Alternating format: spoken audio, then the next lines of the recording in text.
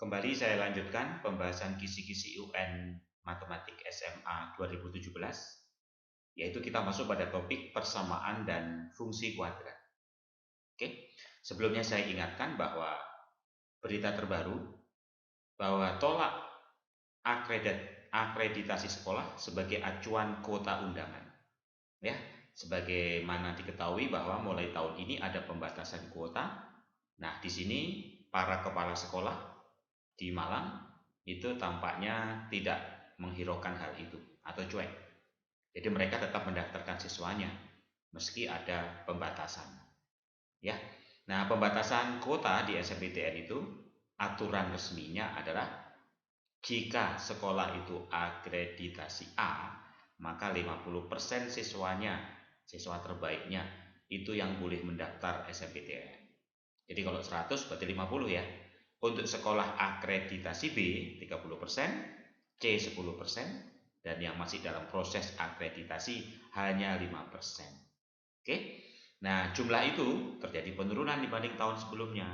Yang tadinya A itu 5% jadi 50%. Ya. Oke, namun demikian tidak perlu khawatir karena kalian masih bisa mengikuti serangkaian program-program selain SNMPTN itu adalah SBMPTN dan juga ujian mandiri yang jumlahnya sangat banyak. Kalian bisa mempersiapkan khusus pada program intensif setelah ujian nasional. Oke, kita mulai. Apa saja yang keluar pada topik tentang persamaan dan fungsi kuadrat? Yang pertama adalah kisi-kisinya ya, berbunyi seperti ini. Memahami, mengaplikasikan, bernalar, persamaan dan fungsi kuadrat. Oke, mungkin persamaan, mungkin fungsinya. Masih ingat persamaan kuadrat? Ini definisi. Yang selalu keluar biasanya adalah tentang mencari jumlah selisih atau hasil kali. Kalau jumlah masih ingat? Min B per A. Kalau hasil kali? C per A. Jumlah tengah, min tengah kurang dibagi kiri, hasil kali kanan bagi kiri. Gitu ya. Contohnya ini yang keluar tahun 2016. Oke. Nah, salah satu persamaan kuadrat ini adalah dua kali yang lain. Nilai M-nya berapa? Jadi kalau akar-akarnya tadi X1 dan X2, berarti X1 salah satu itu 2 kali X2. Persamaan pertama dari yang diketahui di soal. Kemudian kita tahu bahwa penjumlahannya itu adalah min tengah bagi kiri dan perkaliannya adalah kanan bagi kiri, maka ketiga persamaan ini dapat kita substitusi. Yaitu kita gantikan X1 dengan 2X2. Berarti di sini jadi 2X2 ditambah X2 berarti jadi 3X2. Ya, 3X2 sama dengan 3 per M. Kemudian persamaan hasil substitusinya itu kita substitusikan lagi ke persamaan yang ketiga. Yaitu coret 3-nya di sini kan, berarti X2-nya itu adalah 1 per M. Dan ini kita gantikan X2-nya itu adalah 1 per M. Berarti X1 dibagi M sama dengan 2 per M. Sehingga M-nya bisa dicoret.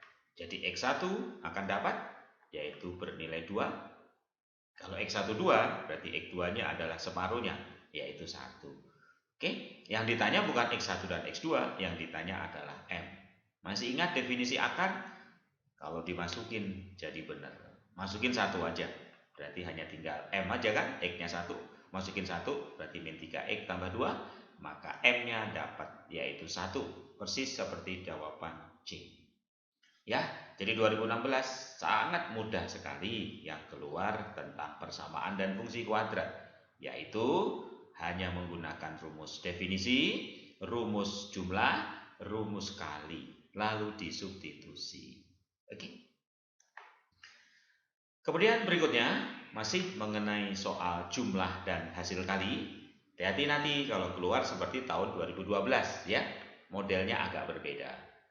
Akar-akar persamaan kuadrat P dan Q, lalu dibikin persamaan kuadrat lagi gitu. Yang ditanya berapa nilai A-nya. Gimana berarti? Kita hanya fokus pada ini aja.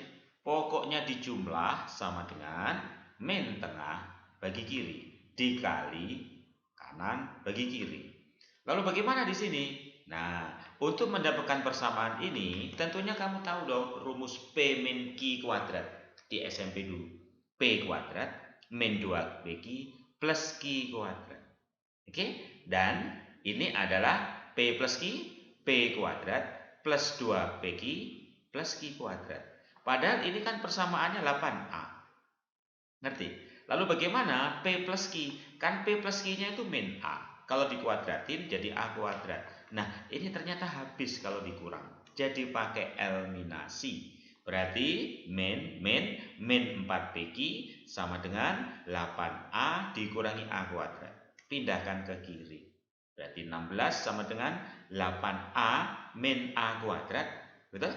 Kenapa? Karena P kali Q-nya itu adalah min 4. Oke, min kali min menjadi plus dan geser. Ketemulah persamaan kuadrat, tinggal difaktorkan saja. Ini adalah kuadrat sempurna, yaitu A min 4 kuadrat. Jadi kalau ditanya berapa A-nya, tentunya A-nya adalah 4. Yaitu persis seperti jawaban yang C. Bisa ya?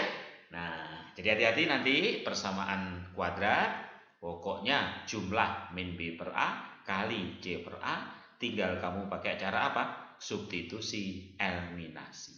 Oke? Itulah kira-kira bentuk pertama, yaitu jumlah dan hasil kali. Oke? Kemudian yang kedua, bentuk yang kedua yang keluar adalah mengenai menyusun persamaan kuadrat yang baru. Kalau kita sudah tahu jumlah dan hasil kali, kita bisa mengetahui persamaan kuadrat, yaitu X kuadrat min jumlah X plus kalinya. Saya ulangi, persamaan kuadrat adalah X kuadrat min jumlah X plus kalinya dari akar-akar. Baik ya, ini juga model yang selalu muncul. Misalnya, saya ambil contoh yang tahun 2015. Oke. Nah, ada persamaan kuadrat alfa dan beta. Persamaan kuadrat alfa dan plus beta yang baru jadi apa? Ya kamu cari aja berapa ini jumlah dan hasil kalinya. Tinggal masukin ke situ, dapat. Nah, dari mana jumlahnya? Tentunya kita harus tahu dong berapa alfanya dan betanya dari persamaan kuadrat yang lama, yaitu alfa tambah beta itu min tengah bagi kiri, sedangkan alfa kali beta itu kanan bagi kiri. Betul nggak? Lalu bagaimana hasil penjumlahan persamaan kuadrat yang baru? Ya kamu jumlahin. 2 tambah 2 kan jadi 4. Alfa tambah beta itu adalah min 3. Berarti 4 min 3 yaitu 1. Paham? Lalu bagaimana hasil kalinya? Kamu kalikan. Ini kamu kalikan.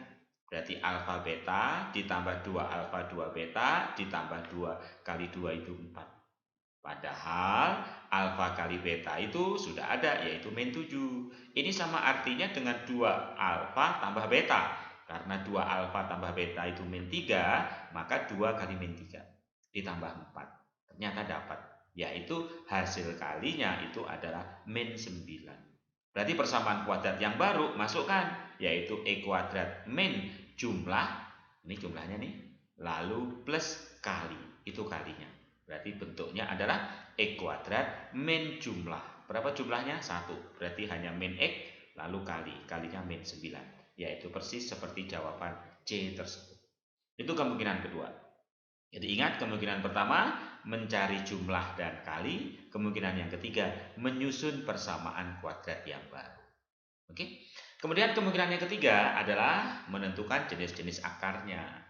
Masih ingat persamaan kuadrat dibedakan berdasarkan pada nilai diskriminan, yaitu B kuadrat min 4AC. Tengah kuadrat dikurangi 4 kali kiri kanan. Kalau D kuadratnya lebih dari 0, maka kalau D-nya lebih dari 0, maka akarnya real. Real itu nyata. Kalau sama dengan 0, realnya sama. Kalau ini ada 2 ya. Lebih dari 0, real berbeda. Oke, kalau ini sama itu beda. Kurang dari 0 berarti tidak real, namanya imajiner. Oke. Coba kita lihat yang tahun 2015 ini. Mempunyai 2 akar real, nggak ada keterangan apa-apa, berarti D-nya lebih besar sama dengan 0. Itu aja. Apa itu D? B kuadrat, B-nya itu adalah, ini B-nya berarti 4. Min 4AC, berarti min 4A, ini bisa dikeluarkan kan? Nah gitu, ini X kuadratnya keluar, berarti P ditambah 1. Dan C-nya itu adalah itu. Ini asalnya dari min 4AC. Karena dia real, berarti harus lebih sama dengan 0. Oke, rapikan, dibuka kurungnya. Nah, bentuknya seperti apa? Yaitu kita buka, berarti 16. Oke, ini adalah dikalikan. Dikalikan dulu, berarti menjadi 2B kuadrat dikalikan 4. Ini pun juga begitu dikalikan, lebih dari 0. Oke, kita pindahkan aja boleh? Ya, maka kita coret bagi 8, bagi 8, bagi 8 dulu, kan? Dan kita kalikan negatif, yang min jadi plus, yang plus jadi min, difaktorkan dapat. Dan tentunya kita uji dengan garis bilangan, yaitu pembuat nolnya akarnya min 2 dan 1. Lalu kita masukkan nilai 0 ke sini, masukkan nilai 0, hasilnya itu adalah negatif, ya kan? Nah, berarti kalau begitu yang bernilai positif adalah yang lebih dari 1 dan kurang dari min 2. Ini masukkan di sini 0 kan? Min. Padahal syaratnya tadi kan kurang dari 0. Berarti yang min, yaitu terletak di antara min 2 dan 1, yaitu jawaban C. Oke? Kemudian selain masih tentang diskriminan, ini yang keluar di tahun 2013. Akar kembar. Masih ingat kalau kembar? Diskriminannya sama dengan 0. Apa diskriminan? B kuadrat min 4AC. Udah kamu rapikan. Sama dengan 0, tinggal difaktorkan. Jadi ada dua nilai, yaitu min 9 dan 7. Karena nggak ada min 9, ya berarti jawabannya 7. D saja. Kalau ada min 9, juga benar. Itulah bentuk yang ketiga, mengenai jenis akar. Nah, bentuk yang keempat adalah tentang fungsi kuadratnya. Biasanya kaitannya dengan titik maksimum atau minimum atau nilai ekstrim. Maka nilai ekstrim itu dihitung dengan min B per 2A. Ya, itu X-nya. Y-nya itu D min 4A. D itu B kuadrat min 4AC. Dan nanti ada definite selalu. Selalu positif jika A-nya lebih 0, D-nya kurang 0. Dan selalu negatif apabila A-nya kurang dari 0, D-nya kurang dari 0. Ini yang keluar tahun 2016. Apa? Definite negatif. Masih ingat definite negatif? A-nya kurang dari 0, D-nya kurang dari 0. Apa itu A? Di depan X kuadrat. Oke, pertama kita mulai D-nya kurang dari 0. Apa D itu? B kuadrat, ini B kuadrat, min 4AC, kurang dari 0. Oke, rapikan? Saya dapat ternyata persamaannya. Ternyata kuadratnya hilang. Berarti alfanya kurang dari min 2. Lalu syarat yang kedua, definite negatif. A-nya kurang dari 0. Apa A itu? Nah, ya, jadi alfanya kurang dari min 2. Karena dan berarti operasinya yang paling sering ketubruk gitu aja. Kurang dari min 2, kurang dari min 1. Yang sering ketubruk 2 kali adalah kurang dari min 2. Berarti jawabannya kurang dari min 2, yaitu yang D. Coba, segampang itu UN tahun 2016 untuk matematik fungsi kuadrat. Oke. Kemudian berikutnya adalah yang kelima, mengenai hubungan garis dan parabola. Itu topik yang ditanya selama UN dari tahun 2008 sampai 16. Caranya bagaimana? Substitusikan garis ke parabola. Nanti kalau berpotongan 2 titik, ya berarti itu pasti diskriminan lebih dari 0. Kalau 0 bersinggungan, kalau kurang dari 0 tidak memotong. Ini yang keluar tahun 2010. Katanya menyinggung, berarti masukin aja. Berarti Y itu taruh di Fx. Masukin. Berarti ini kamu ganti dengan 3x plus 4. Oke? Nah, kemudian dirapikan. Lalu dia menyinggung. Apa menyinggung berarti? Diskriminannya 0. Yaitu B kuadrat min 4AC. Kebetulan C-nya nggak ada. Berarti hanya B kuadrat aja. Nah, udah sama dengan 0. Ya udah, berarti B-nya 3. Yaitu jawaban D. Oke? Kemudian berikutnya masih sama, yaitu mengenai garis dan parabola tahun 2011. Perhatikan soal ini sama persis, memotong di 2 titik. Berarti diskriminannya lebih dari 0. Apa itu? B kuadrat min 4AC. Rapikan persamaan kuadratnya dan diskriminannya adalah jika lebih dari 0. Nah, ini dapat saya uraikan. Berarti tinggal 5P, jadi pembuat nolnya adalah 5 per 2 dan 2. Kalau kamu masukkan 0, maka dia akan bernilai negatif. Kalau kamu masukkan 0 ya, berarti nilainya adalah yang bernilai lebih dari 0. Maksud saya, kalau saya masukkan P-nya itu bernilai positif, ya kan? Kan ini kalau di sini 0 ya. Masukin 0 kan berarti jadi 4. Positif berarti sisanya pasti negatif, sebelahnya positif. Karena yang diminta lebih dari 0, ya berarti jawabannya adalah kurang dari 2 per 5, ya, dan lebih dari 2. Persis seperti jawaban B. Oke. Sedangkan model yang keenam adalah menentukan persamaan fungsi kuadrat. Masih ingat? Ada 3 bentuk. Kalau diketahui titik puncak, gunakan rumus ini. A, X min X puncak kuadrat plus Y puncak. Kalau diketahui titik potong, gunakan rumus itu. Y sama dengan A, X min X1, X min X2. Nanti cari A-nya. Kalau 3 titik ya persamaan. Ini contohnya yang keluar di tahun 2008. Apa ini? Titik balik. Berarti masukin yang pertama. Oke? Yaitu Y sama dengan ini X puncaknya 1. Kemudian masukkan titik ini. Y-nya kamu ganti dengan 3, X-nya kamu ganti dengan 2. Dapat nilai A-nya, yaitu 1.